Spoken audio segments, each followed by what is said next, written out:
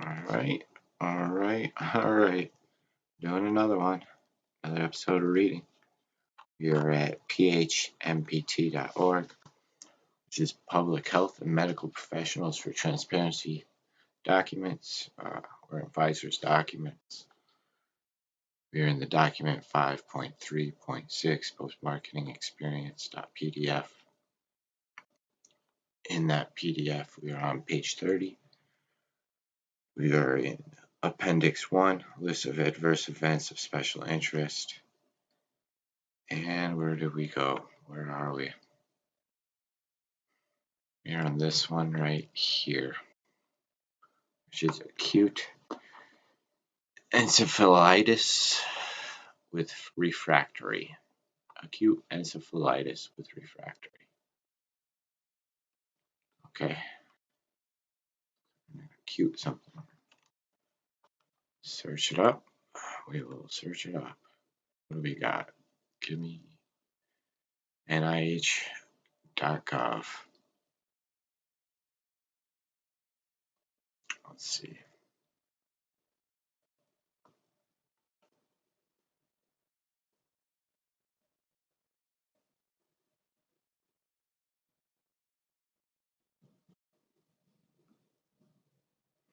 Acute encephalitis with refractory. Repetitive partial seizures.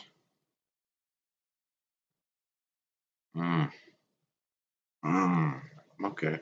Is characterized by prolonged severe seizures and high-grade fever. We experienced a boy with severe, they call it AERRPS, with frequent partial seizures that exhibited right side predominance. The patient required the continuous intravenous administration of many anti-epileptic drugs and respiratory management for several months. Methylprednisolone, pulse therapy, and intravenous immunoglobulin administration were only temporarily effective. The MRI and EEG showed the abnormality in the left occipital lobe. Although occipital lobectomy was performed, his seizures continued. His cerebrospinal fluid exhibited elevated protein and pro-inflammatory cytokine levels and was positive for anti-glutamate receptor. That's a Greek symbol too. Antibodies. So let's say anti-glutamate receptor. That's like E2? I don't know. Antibodies. What is this symbol? I don't know. Pathological examination showed infiltration of many neutrophilic leukocytes, T cells, and microglia in the area exhibiting severe spongiosis. We thought that the exaggerated microglia and T cell responses were related to the pathogenesis of the patient's seizures, and we therefore initiated treatment with tacrolimus. As a result, many of the daily seizure clusters were ameliorated. That's not right. Ameliorated.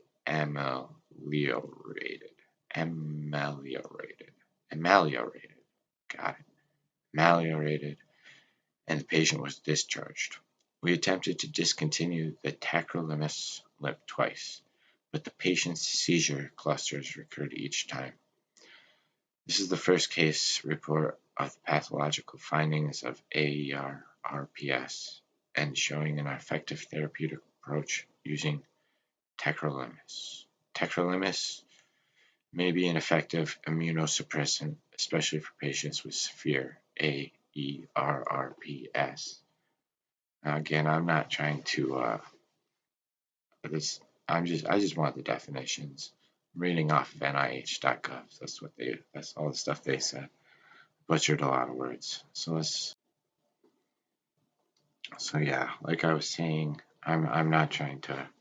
I'll read whatever they tell me, but I'm definitely not giving any sort of, none of this is my information. This is from NIH.gov. So let's just redefine it. Call her a day on this one. So the term is acute encephalitis with refractory. Acute encephalitis with refractory, repetitive partial seizures is characterized by prolonged severe seizures and a high-grade fever. That is their information about acute encephalitis with refractory. And this is from the list of adverse events of special interest. All right, we'll call that the video. Video done. All right, another episode of reading. I don't know which episode I'm on, but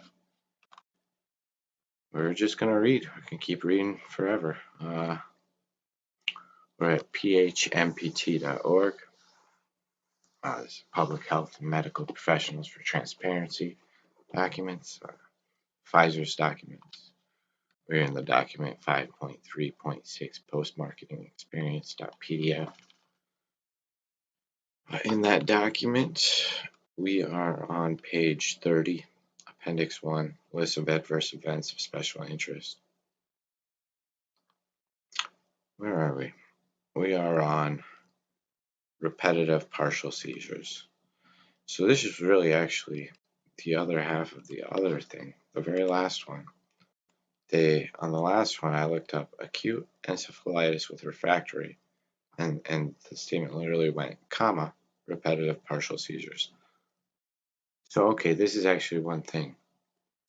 Ooh, I should almost do this whole thing. So we'll redo it.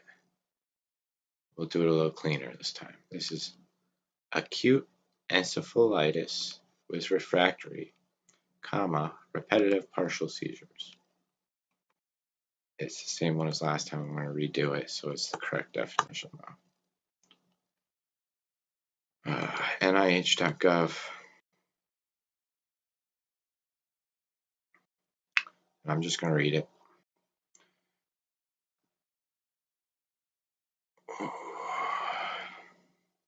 This is actually a different one. Acute encephalitis with refractory, repetitive partial seizures, AERRPS, represents a peculiar form of encephalitis mainly affecting children.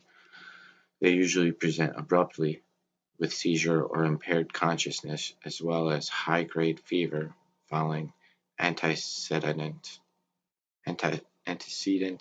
infection. Seizures in AERRPS are almost exclusively of localized origin, whose semiology includes eye deviation, hemifacial twitching, hemiclonic convulsion, and autonomic manifestations. Partial seizures are brief but repeat with increasing frequency and develop status epilepticus at nadir. They are extremely pharmacoresistant and are only suppressed by intravenous administration of high-dose barbiturates. Although acute seizures are hardly controlled, patients gradually recover with decreasing seizure frequency and continuously evolve into post-encephalitic epilepsy without latent period. Residual cognitive impairment is common.